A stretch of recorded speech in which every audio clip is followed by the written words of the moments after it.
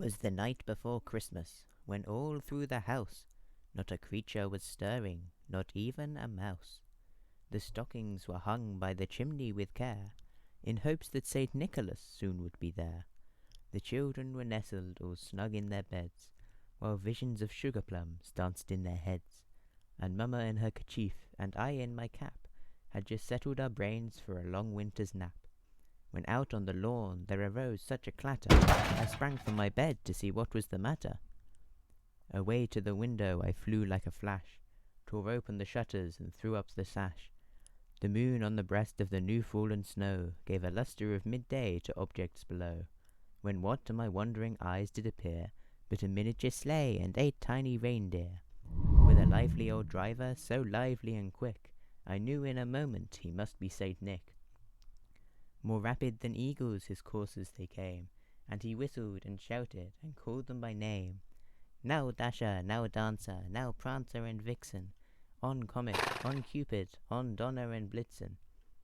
To the top of the porch, to the top of the wall, now dash away, dash away, dash away all.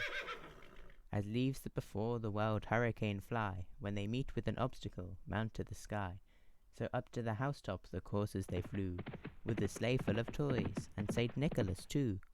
And then in a twinkling I heard on the roof the prancing and pawing of each little hoof. As I drew in my head and was turning around, down the chimney St. Nicholas came with a bound. He was dressed all in fur, from his head to his foot, and his clothes were all tarnished with ashes and soot. A bundle of toys he had flung on his back, and he looked like a peddler just opening his pack. His eyes, how they twinkled, his dimples, how merry, his cheeks were like roses, his nose like a cherry, his droll little mouth was drawn up like a bow, and the beard on his chin was as white as the snow. The stump of a pipe he held tight in his teeth, and the smoke, it encircled his head like a wreath. He had a broad face and a little round belly, that shook when he laughed, like a bowl full of jelly.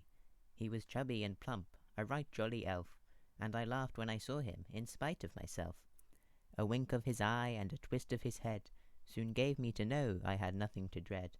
He spoke not a word, but went straight to his work, and filled all the stockings, then turned with a jerk, and laying his finger aside of his nose, and giving a nod, up the chimney he rose.